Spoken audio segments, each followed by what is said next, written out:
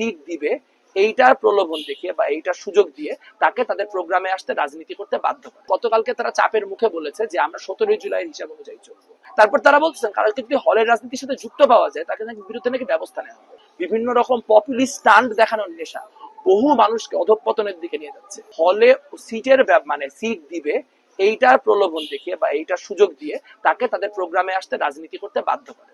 সেটা কেন্দ্র করে এবং গেস্ট রুমের যে কালচার, সেই গেস্ট রুমের কালচারকে কেন্দ্র করে শিক্ষার্থীদের মধ্যে এক ধরনের ট্রমা, এক ধরনের ভীতি ছাত্র রাজনীতি নিয়ে আসে।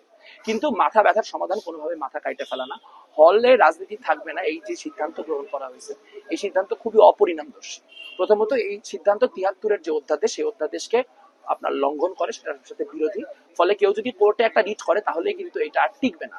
তখন আসলে মব করার মাধ্যমে বা একটা মানে সবাই মিলে হই হল্লা করে গেলাম এবং কোনো দাবির যৌক্তিকতা প্রমাণ করলাম না, এভাবে কিন্তু তখন আর জিনিসটা সমাধান করা যাবে না। দ্বিতীয়ত হচ্ছে খুবই গুরুত্বপূর্ণ যেটা, সেটা হচ্ছে এই বিশ্ববিদ্যালয় প্রশাসনের কোনো ধরনের স্ট্যান্ডার্ড আমরা দেখতে পাচ্ছি না। আমরা দেখতে পেলাম গতকালকে তারা চাপের মুখে বলেছে যে আমরা 17 জুলাই হিসাব অনুযায়ী চলবো।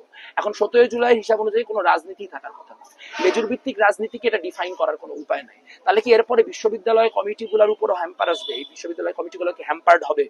আপনার সেগুলো কি নিষিদ্ধ করার দাবি উঠবে কিনা? যদি কালকে 600 মানুষ নিয়ে ক্যাম্পাসে, গোটা ক্যাম্পাসে ছাত্র রাজনীতি নিষিদ্ধের কথা উঠে, তাহলে কি হবে? আর আমার ছাত্র সংগঠনের সংগঠক হওয়ার সূত্রে আমি একটা জিনিস বুঝতে চাই, সেটা হচ্ছে মনে করেন আমার একটা বিশ্ববিদ্যালয় কমিটি আছে, ধরেন নিজের উদাহরণ দিয়ে আমাদের একটা বিশ্ববিদ্যালয় কমিটি আছে। এই বিশ্ববিদ্যালয় কমিটির আন্ডারে আমাদের 3টা থানা কমিটি আছে। একটা থানা কমিটি হচ্ছে সামাজিক বিজ্ঞান অনুষদ, একটা থানা কমিটি হচ্ছে চারুকলা অনুষদ, আর একটা কমিটি হচ্ছে জগন্নাথ হল অনুষদ। আমরা সামনের দিনে নিশ্চয়ই আমাদের চেষ্টা থাকবে যে সামনের দিনে আমরা হলে বিভিন্ন জায়গায় কমিটি দিতেছি। এখন এই রাজনীতি যদি নিষিদ্ধ হয়ে যায় তাহলে যেটা হবে যে আমার কমিটিগুলো প্রকাশ্য না দিয়ে গুপ্ত রাখতে হবে। এটা ছাড়া তো কোনো ফাংশনাল ডিফেন্স হচ্ছে না। তারা বলছে গুপ্ত রাজনীতি নিষিদ্ধ করবে। গুপ্ত রাজনীতি আপনি কেমনে নিষিদ্ধ করবেন?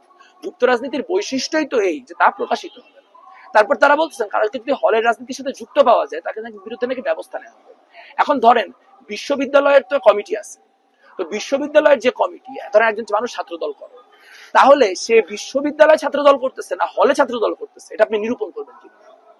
এ থেকে বোঝা যায় যে যারা দাবিগুলা করছেন তারাও পূর্বাপর কিছু চিন্তা করেন নাই, যারা দাবিগুলা মানছেন তারাও পূর্বাপর কিছু চিন্তা করেন নাই, এবং এইটা সারা দেশের কাছে আমাদের হাস্যাস্পদ।